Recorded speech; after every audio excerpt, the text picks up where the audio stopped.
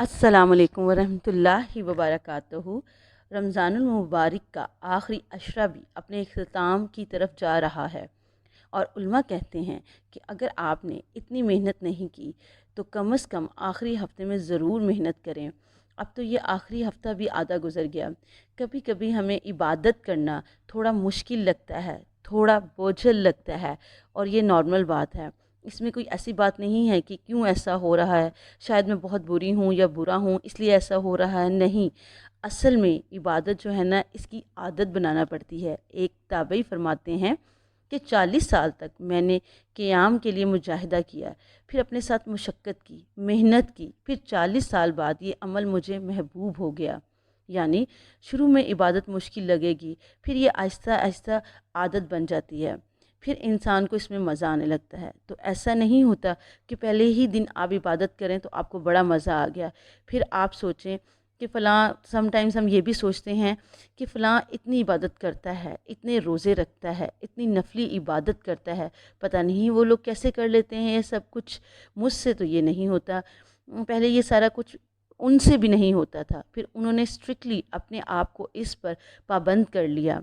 پہلے اپنے آپ پر سختی کر کے اس کو اپنائیے، کوئی باہر سے آ کر آپ کو پر سختی نہیں کرے گا۔ ہمیں جو بھی کرنا ہے خود ہی کرنا ہے۔ آپ کو کسی بھی چیز کا شوق ہے، چاہے وہ تہجد پڑھنے کا ہو یا منڈے ٹو تھرسڈے کے روزے رکھنے کا ہو، تو شروع میں ہر عبادت کے لیے آپ کو محنت کرنا ہوگی، نفس کو اس پر لانا پڑتا ہے، اور جب وہ آپ کرتے چلے جاتے ہیں تو وہ عادت بن جاتی ہے، اور پھر آپ کو اس کا اتنا مزہ آنے لگتا ہے۔ پھر اگر کبھی آپ اس کو مس کر دیتے ہیں تو آپ کو بے چینی محسوس ہونے لگتی ہے، اپنے اندر خلا محسوس ہوتا ہے۔ تو ہم نے کوشش کرنی ہے کہ رمضان کے بعد بھی ان عبادات کو جاری رکھ سکیں۔ اگر ابھی ایک سپارہ پڑھ رہے ہیں تو ایٹ لیسٹ آپ 2 صفحے ہی پڑھیں، لیکن ڈیلی قرآن کو پڑھیں، زیادہ نہیں تو کچھ اذکار کو ڈیلی روٹین کا حصہ بنا لیں۔ تو چلیں آئیں آج کی تسبیحات شروع کرتے ہیں۔ ہم نے تہجد کی نماز کے بعد سورہ مائدہ کی آیت نمبر 114 کو فجر کی نماز سے کچھ دیر پہلے، 10 منٹ پہلے پڑھنا ہے۔ اب جیسے ابھی تو رمضان ہے تو ہماری افطاری اور سحری سے پہلے یہ روٹین ہے کہ ہم سورہ مائدہ کی آیت نمبر 114 کو پڑھ رہے ہیں، لیکن اس کے بعد بھی آپ نے اس آیت کو نہیں چھوڑنا۔ ہر نماز کے بعد 3 دفعہ، 7 دفعہ یا 11 دفعہ پڑھنا، اس کو اپنی عادت بنا لیں۔ اور پھر فجر کی نماز کے بعد آپ نے سورہ جمعہ کی آیت نمبر 2 کو ایٹ لیسٹ 47 ٹائم پڑھنا ہے۔